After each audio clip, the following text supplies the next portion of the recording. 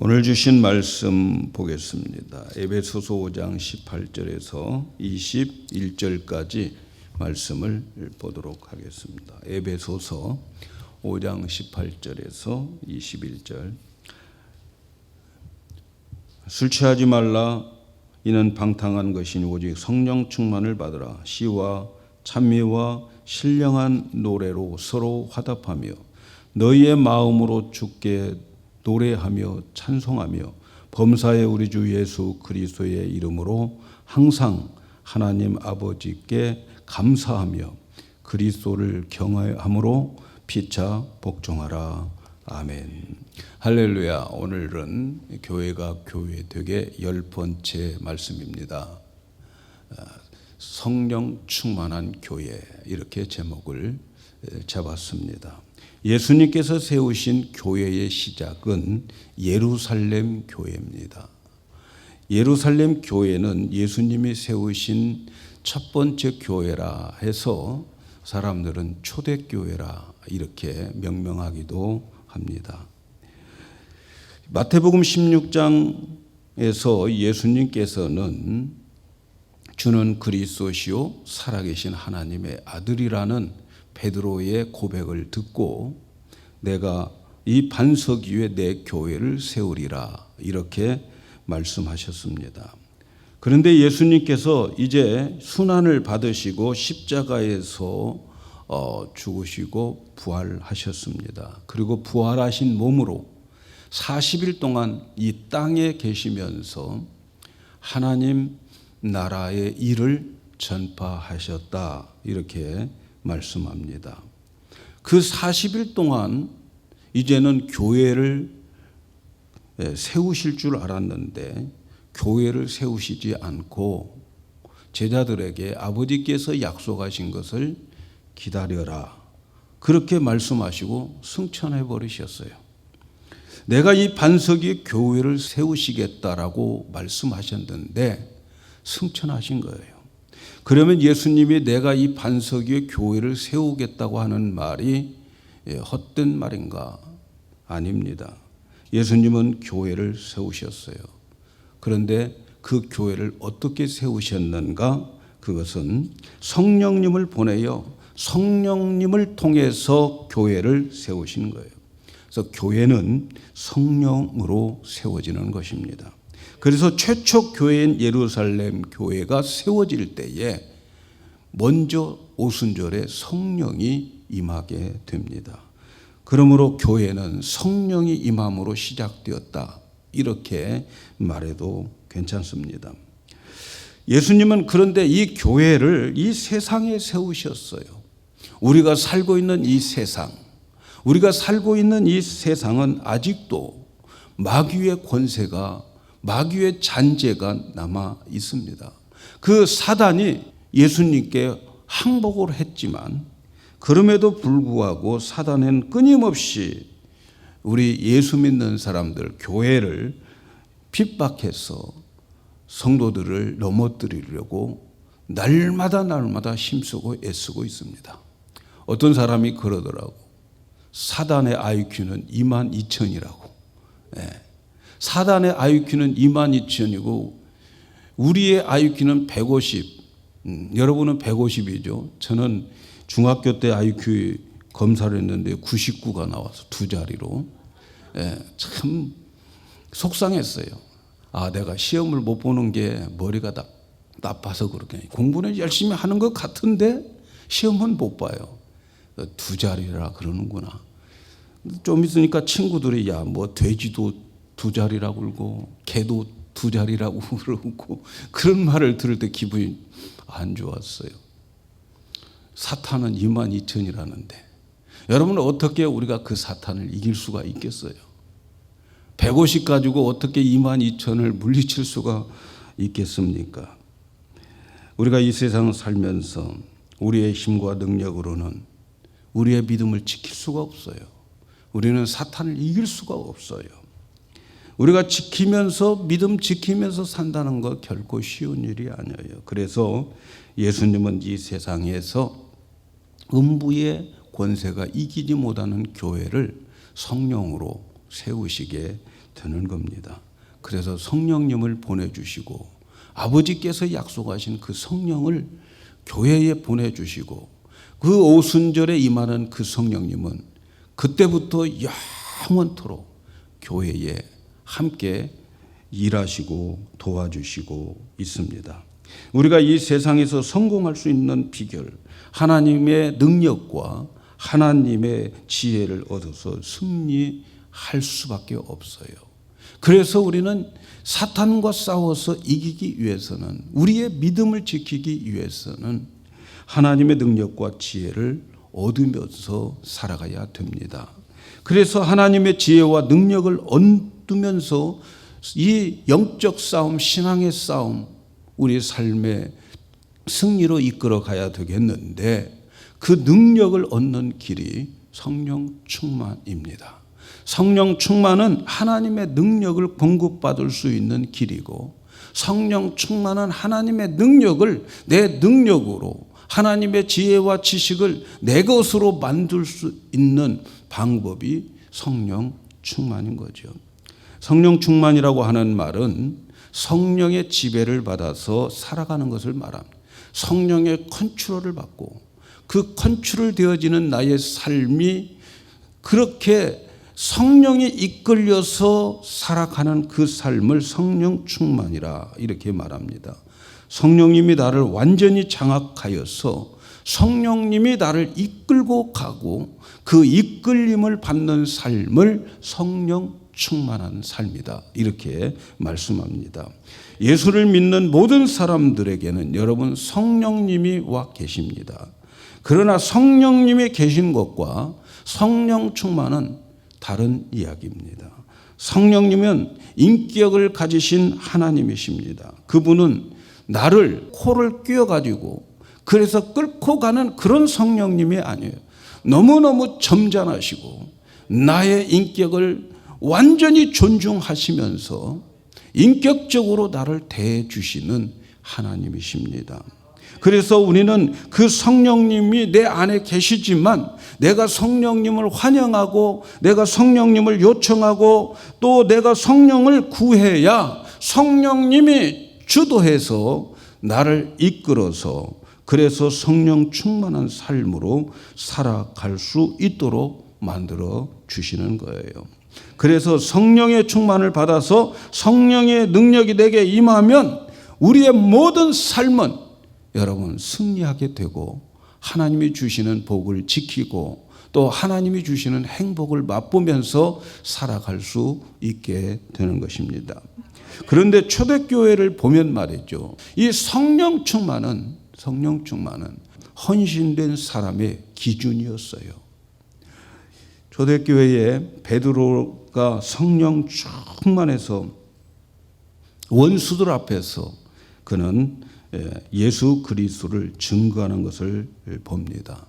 원래 그는 성령 충만하기 전에는 굉장히 두려움에 사로잡힌 사람이었습니다. 그는 그전에는 주는 그리스도시요 살아계신 하나님의 아들이라고 마태복음 16장에서 그가 제자들이 고백하지 못한 것을 고백했지만 정작 예수님이 십자가에서 돌아가시기 위해서 잡힐 때에는 그는 두려움에 사로잡혔어요. 그래서 결국은 그는 예수님을 모른다고 하고 또 예수님 저주까지 한 그러한 사람입니다. 그런 사람이 성령의 충만함을 받고 이제는 그가 어떤 사람이 되느냐, 예수 그리스도를 증거하는 사람이 되었어요. 사실 성령 충만함을 받기 전에 그는 어떤 사람이었냐면 부활하신 예수님을 만났어요. 봤어요. 만졌어요. 같이 밥도 먹었어요. 그럼에도 불구하고 옛날 직장으로, 옛날에 갈릴리 어부로 다시 돌아갔던 사람입니다. 예수님의 부활하신 분을 봤어요. 봤음에도 옛날로 돌아갔습니다. 그런데 예수님은 그 옛날로 돌아간 그 디베레아 바닷가에 가서 다시 그를 데리고 그와 함께 갔던 7 제자들을 데리고 다시 예루살렘으로 데려오게 됩니다. 그리고 이 예루살렘을 떠나지 말라. 그리고 그들은 예수님의 이 명령에 순종해서 예루살렘에서 기도하며 기다렸는데 아버지께서 약속하신 그 성령을 사도행전 2장에서 임하게 되고 성령 충만하게 되는 겁니다. 그리고 난 다음에 베드로가 옛날에 그들을 두려워했었던 그들에게 산에 들인 그 의회에서 그 사람들에게 예수 그리스도를 전가합니다.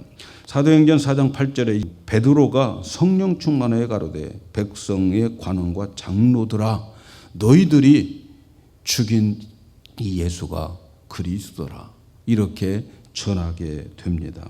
그는 두려움에 사로잡혀 있었던 사람이에요. 그런데 성령님이 오신 후에 성령 충만을 받고 그는 완전히 달라졌어요. 예루살렘에 있는 이 성도들도 그랬어요. 그들은 많은 핍박을 받았습니다. 그 핍박 가운데에서 그들은 기도하면서 하나님 이러한 핍박 가운데에 위협함 가운데에서도 우리가 담대히 복음을 전할 수 있도록 기도를 했어요. 그런데 하나님께서는 그들에게 성령 충만하게 해서 그들이 핍박 가운데에서 복음을 증거하는 성도들이 되었습니다. 또 예루살렘 교회에 7 집사를 뽑는 것을 보면은 그들도 교회에 봉사하게 하기 위해서 뽑는 자들이 그 기준이 성령 충만이었어요. 사도행전 6장 3절에 보면 성령과 지혜가 충만하여 칭찬 듣는 사람 7을 택하라 우리가 이 일을 저희에게 맡기리라. 최초의 이 7 집사를 세울 때에 그 기준이 성령과 지혜가 충만하고 칭찬 듣는 사람을 뽑았다. 이렇게 말씀하고 있습니다. 교회를 섬기는 것은 자기의 기질과 자기의 능력과 자기의 지혜로 자신의 힘과 노력으로 섬기는 것이 아니라 성령에 이끌려서 성령의 지혜를 가지고 일을 해야 되기 때문에 교회 일꾼은 성령 충만한 자를 구했습니다. 저는 우리 교회도 성령 충만한 사람들이 많아지고 성령 충만하여 섬기는 교회가 되기를 원하고 있습니다. 예루살렘에서 평신도 사역자인 바나바, 바울 이런 사람들을 소개하는데 이 바나바를 소개할 때도 이 바나바는 착한 사람이요 성령과 믿음이 충만한 자다 이렇게 소개합니다. 이렇게 초대교회의 성령 충만은 헌신된 자들의 모습이었어요. 교회의 성도들의 기준이었습니다. 바나바는 나중에 바울과 함께 선교의 파트너가 되고 특별히 복음을 전하는데 성령 충만해서 복음을 전하는 전도자로 선교사로 이제 파송을 받게 됩니다. 여러분 그래서 우리는 성령 충만한 것이 일반적인 기준이라고 하는 것을 잊지 마시기를 바랍니다. 어떤 특별한 사람만 성령 충만한 게 아니에요. 교회가 다 성령 충만해야 될 줄로 믿습니다. 성도들이 성령 충만하면 하나님의 사랑과 기쁨으로 가득 찬 상태가 됩니다. 하나님의 이 사랑과 기쁨이 충만해지면 여러분 우리들 가운데에 나쁜 인간적인 생각들이 우리들에게 있을 수가 없어요. 그게 물러가게 되어 있어요. 악하고 더러운 생각이 남을 시기하고 미워하는 생각이 생기지 않습니다. 왜냐하면 우리 마음 속에 하나님의 사랑과 기쁨으로 충만하기 때문에 그 기쁨과 감사하는 마음이 악한 생각들을 다 밀어내게 되어 있습니다. 그래서 우리는 성령 충만해야 되는 겁니다. 여러분 성령 충만하면 상처도 덜 받습니다. 내 속에 하나님의 사랑과 기쁨과 지혜가 충만하면 다른 사람들이 웬만큼 나쁜 이야기를 해도 그것이 마음속에 들어올 수가 없습니다. 왜냐하면 지금 내 마음이 너무 기쁘고 좋기 때문에 남이 말하는 것 상처주는 말인 것 같은데 그거 다 그냥 다 제끼고 넘어가게 됩니다. 우리가 대개 다른 사람들의 말에 민감하고 다른 사람들에 의해서 상처를 잘 받는 것은 성령 충만하지 못해서 그러는 거예요. 그래서 상처를 받고 시험에 드는 거예요. 시험 드는 거 자랑 아니에요, 여러분. 나 시험 들었어. 그게 자랑 아니에요, 여러분. 성령 충만하지 않기 때문에 시험 드는 거예요. 나 상처받았어. 여러분, 성령 충만하면 어떤 독을 마셔도 다 이겨낼 수 있음을 믿으시기를 바랍니다. 예? 성령 충만해서 상처받지 않기를 바랍니다. 여러분, 이 땅에 있는 이 교회는 말이죠, 사탄이 어떻게 해서든지 내 믿음을 넘어뜨리려고 하여튼 길을 쓰고 있어요. 그래서 상대방으로 인해서 나를 넘어뜨리려고 얼마나 상처 주는지 몰라요. 말 한마디, 그냥 가볍게 했던 그 한마디가 내 마음에 비수처럼 꽂혀가지고 그래서 나를 넘어뜨리고 그래서 내 믿음을 완전히 쓰러뜨리게 만들려고 하는 거예요. 그러나 성령 충만하면 여러분 이 모든 것을 다 이깁니다. 그래서 상처받지 않고 그리고 시험 들지 않고 우리는 하나님이 주시는 그 기쁨과 행복과 그리고 하나님과 함께하는 것을 날마다 누리며 살아가서 우리의 인생과 신앙생활에 승리하게 될 줄로 믿습니다. 오늘 말씀에 보면은 술 취하지 말라 이는 방탕하는 것이니 오직 성령 충만을 받아라 이렇게 말씀합니다.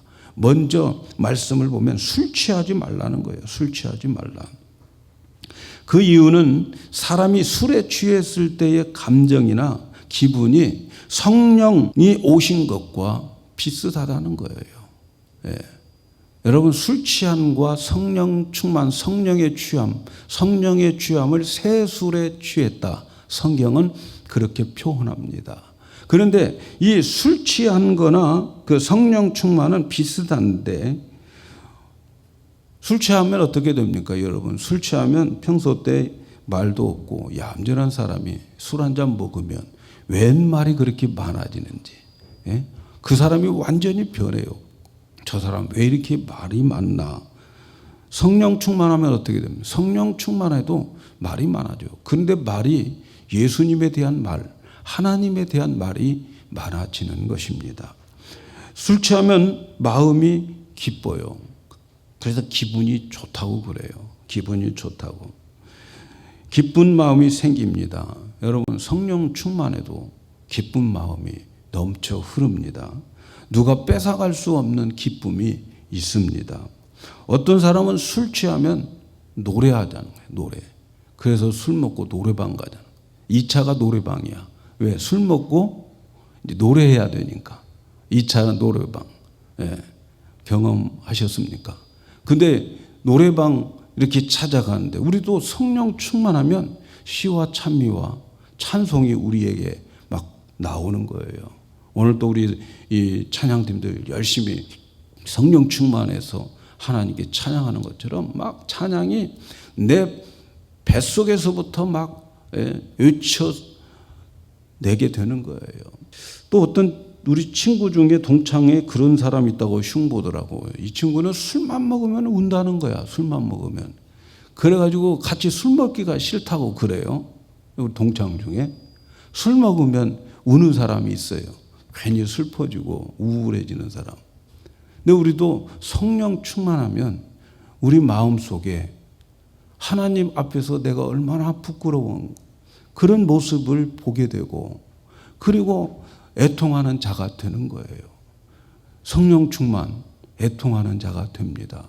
하나님 앞에 한없이 기도할 때 눈물을 실컷 흘려요. 그리고 눈물을 흘리고 난 다음에 그 다음에는 이제 마음이 후련한 거예요. 체험해 보셨죠? 하나님 앞에 나와서 하여튼 실컷 눈물을 흘리면서 그렇게 울었는데 그런 하나님의 마음에 기쁨을 준단 말이죠. 성령 충만한 것 참 비슷한 것 같아요. 예, 어떤 사람은 용기가 없어가지고 용기 내기 위해서 한잔하고 그리고 이제 사랑을 고백한다든가 또 뭐 하여튼 옛날에 불평불만했던 불만을 가서 한 잔 먹고 이야기를 하는 거예요. 그러나 술기움에 이야기하는 것은 별로 효과가 없어요. 아, 이 사람 술 먹고 하는 거구나. 그러는 거죠. 그러나 성령 충만하면 여러분 어디에 가서 그렇게 용기가 생기는지 막 복음 증거하는데 담대해지는 거예요. 예? 불의를 보면 가만히 있지를 못해요. 하나님이 내 안에서 말씀하시고 감동 주시면 어쩌면 저렇게 사람이 달라질 정도로 평소 때의 모습이 보이지 않을 정도로 용감한지 모릅니다. 그래서 용기 있게 나가서 복음 전하다가 죽습니다. 순교하는 거예요.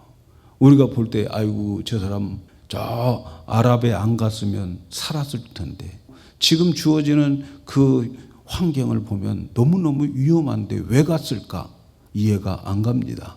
그러나 여러분, 그분에게는 성령 충만해서 그 하나님이 그를 사용하고 계시는 거예요. 그러면서 복음 전하다가 순교당하는 거죠. 그러면 우리는, 세상 사람들은 아이고 안 됐다, 하지 말란 거 하다가 그랬구나 이렇게 말하겠지만, 그러나 그는 하나님 나라에서는 복권 당첨자입니다. 복권 당첨자요. 아무나 그런 순교할 수가 없는 거예요. 그런데 중요한 것은 말이죠, 이렇게 비슷한데 술에 취했을 때의 감정이나 기분은 성경은 가짜라는 거예요. 그건 가짜 충만입니다. 괜히 기쁜 것 같고 모든 것을 다 할 수 있는 자신감이 생긴 것 같습니다. 하지만 이것은 진짜 하나님의 능력이 임한 것이 아니라 사실은 신경이 마비되어 일어난 가짜 체험입니다. 믿습니까? 엉터리 충만입니다. 한 잔 먹고 기분 좋은 게 아니에요, 여러분. 그런데 사람들은 엉터리 충만을 좋아합니다. 엉터리 충만은 술 충만입니다. 술이 들어가면 적어도 기분만으로 기쁨과 행복과 용기를 체험하는데 가짜 체험이에요. 가짜 체험. 성령님은 우리 믿는 자가 가짜로 기쁨을 누리는 것을 굉장히 싫어하십니다. 그래서 거짓 기쁨과 즐거움을 버려야 합니다. 우리는 술 대신 뭐 해야 되겠어요? 기도하셔야죠. 술 대신 기도하고, 술 대신 말씀 보고, 그래서 기도와 말씀으로 충만해서 진짜 기쁨과 행복과 담대함을 얻어서 살아가셔야 됩니다. 가짜 충만 얻기 위해서 술 취하지 말고 기도하셔서 성령 충만을 체험하는 우리 모두가 되기를 축복합니다. 오늘 말씀에 보면 성령 충만을 받으라고 하는 말씀을 문법적으로 분해할 필요가 있습니다. 우리가 성경을 해석하는 데 있어서 첫 번째로 중요한 것은 첫째 단계가 문법적 해석입니다.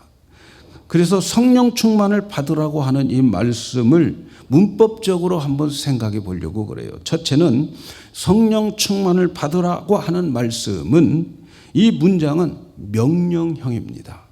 하나님의 명령을 어기면 여러분 좋은 일 없습니다. 성령 충만을 받으라고 하는 말은 한번 시험 삼아서 성령 충만을 받아보라고 하는 제안도 아닙니다. 성령 충만을 받는 것이 좋을 거야. 그러니까 여러분 성령 충만 받으세요. 이렇게 부드러운 권면도 아닙니다. 성령 충만을 받아야 됩니다. 정중하게 여러분에게 충고하는 것도 아닙니다. 이것은 그리스도의 명령입니다. 우리 모두가 다 성령 충만을 받아야 돼요. 그리스도인들의 의무입니다. 성령 충만은 기독교에 있어서 여러분 선택 과목이 아니에요. 이건 필수 과목입니다. 성령 충만해야 됩니다. 우리 모두가 다 성령 충만하기를, 성령 충만에 힘쓰기를 주님의 이름으로 축복합니다. 둘째는, 이 문장은 동사가 복수입니다. 복수. 술 취하지 말라, 이것도 복수예요. 성령 충만을 받으라, 이것도 복수예요. 금지와 명령을 하는 이 두 동사는 다 복수로 사용되어 있다는 것을 여러분 아셔야 됩니다. 이 말은 무슨 말입니까? 복수로 되었다라고 하는 말은 어떤 특정한 사람에게 하는 것이 아니라 전 교인을 대상으로 해서, 전 믿음의 성도들을 대상으로 해서 전하는 말씀인 것을 여러분 기억하시기를 바랍니다. 우리 중에 아무도 술 취해서는 안 되고 우리 모두가 다 성령 충만을 받아야 됩니다. 복수로 되어 있다는 것을 기억하시기를 바랍니다. 흔히 보면 성도들에게 기대는 말이죠. 우리는 충만하지 않아도 목사님은 충만하기를 원해요. 우리는 기도하지 않아도 목사님은 기도해서 성령 충만하고 성령 충만한 가운데에서 말씀을 증거하고 목회하기를 원하고 있죠. 아마 여러분도 그렇게 원하고 있을 줄로 믿습니다. 그러나 여러분, 그것만으로는 안 돼요. 목사 혼자 성령 충만해서는 안 됩니다. 여러분, 우리 모두가 성령 충만해요. 목사가 성령 충만해서 말씀을 전할 때에 성령 충만한 여러분들은 전하는 그 말씀이 스펀지가 물을 쫙쫙 받아들이는 것처럼 여러분에게는, 성령 충만한 자들에게는 그 말씀이 엄청난 은혜가 되고 있음을 믿으시기를 바랍니다. 똑같은 설교를 해도 어떤 사람은 은혜 받고 어떤 사람은 돌을 들어서 던지려고 하는 이유가 뭘까요, 여러분? 성령 충만의 문제입니다, 여러분. 여러분, 성령 충만하시기를 바랍니다. 복수형인 것을 믿으시기를 바랍니다. 목사만 성령 충만해서 안 돼요, 여러분. 우리 모든 교회들이 성령 충만해야 될 줄로 믿습니다. 세 번째, 성령 충만을 받으라고 하는 동사는 수동태라고 하는 것을 여러분 기억하시기를 바랍니다. 수동태가 뭡니까? 누군가에 이끌려서 살아가는 것, 이것이 수동태 아닙니까? 자기 힘으로 살아가는 것은 능동태지만, 그러나 누군가가 나를 끌어주는 것은, 그리고 그 끌림을 당하는 것은 수동태입니다. 그래서 성령 충만은 성령으로 인해서 우리가 충만하게 되어지는 거예요. 성령 충만에 이끌려 사는 것인데, 그런데 성령이 역사해 주셔야 됩니다. 성령께서 역사해 주시려면 성령님을 구해야 됩니다. 성령님을 내가 구하면 성령님은 나의 기도를 듣고 나를 이끌어가서 나는 그 성령의 이끌림을 받아서 살아가게 되는 것입니다. 여러분, 술을 마시면 술이 어떻게 합니까? 처음에는 내가 술을 마시는 거예요. 내가 술을 마시. 그리고 술을 마시면 그 다음에는 내가 마시는 것이 아니라 그 술 기운이, 술이 술을 마시는 거예요. 그리고 또 술이 술을 마시고 또 술이 마시고 술이 마시리, 이렇게 되는 거예요, 여러분. 예? 처음에는 내가 마시죠. 마찬가지예요, 여러분. 성령님도 처음에는 내가 구하는 거예요. 내가 구하게 되면 성령님께서 나의 기도를 들으시고 나를 이끌어 주시는 거예요. 그래서 나는 수동태가 되는 거예요. 예수님은 성령 충만에 대해서 이렇게 말씀하셨어요. 요한복음 7장 37절에서 39절에 보면, 명절 끝날 곧 큰 날에 예수께서 서서 외쳐 가라사대 누구든지 목마르거든 내게 와서 마시라. 나를 믿는 자는 성경의 이름과 같이 그 배에서 생수의 강이 흘러나리라 하시니, 이는 그를 믿는 자의 받을 성령을 가리켜 말씀하신 것이라. 예수께서 아직 영광을 받지 못하신 거로 성령이 아직 저희에게 계시지 아니하시더라. 우리가 성령 충만을 받기 위해서는 언제나 목말라 해야 된다는 거죠. 예수님의 이름으로 성령을 구해야 돼요. 그러면 물을 찾는 우리들에게 물을 찾는 것으로 끝나는 게 아니고 물을 마셔야 되는 거예요. 그리고 그 마시는 물이 내 안에 들어왔으면 그 물이 배에서 생수의 강물처럼 흘러나더라. 여러분, 성령님은 우리의 배에서 넘쳐서 흘러가야 성령 충만이에요. 물을 마시고 그 물이 내 배 안에 남아 있는 것은 성령 충만이 아니에요. 물을 마시고 그 물이 내게서 넘쳐 흘러 강이 되어야 성령 충만한 거예요. 그래서 여러분, 성령 충만한 사람은 전도할 수밖에 없어요. 성령 충만한 사람은 예수님 자랑할 수밖에 없어요. 여러분, 예수를 믿고 예수님이 내 안에 배에 담겨져 있는 건 성령 충만 아니에요. 전도하지 않으면서 나 성령 충만하다 이렇게 말할 수가 없는 거예요. 성령 충만하면 항상 이게 넘쳐 흐르게 되는. 그래서 그 강물이 되어야죠. 에스겔 47장에 보면 성전문 지방에서 물이 흘러나가는데 그 물이 생수고 성령입니다. 근데 처음에 이렇게 재어봐라. 그래 1,000척을 재어보니까 그 물이 얼마큼 찼느냐? 발목에 닿았습니다. 발목에. 그 다음에 또 재어보아라. 그러니까 무릎에 닿았고, 또 한 번 재어보아라. 그러니까 허리에 닿았어요. 그리고 다시 물을 재어보아라. 그랬더니 그 물이 너무 많아가지고 이제는 물이 이 사람을 이끌어가서 헤엄칠 수밖에 없었다는 거예요. 성령의 충만함은 그렇게 수동적입니다. 성령이 충만해서 이 물이 내 가슴 위에 넘쳐서 물이 나를 컨트롤할 수 있도록 하는 것. 그래서 그 물에 컨트롤되어서 물에 의해서 수동적으로 끌려가는 것. 이것이 성령 충만입니다. 저는 우리 교회가 어디까지 왔을까? 여러분 한번 상상해 보세요.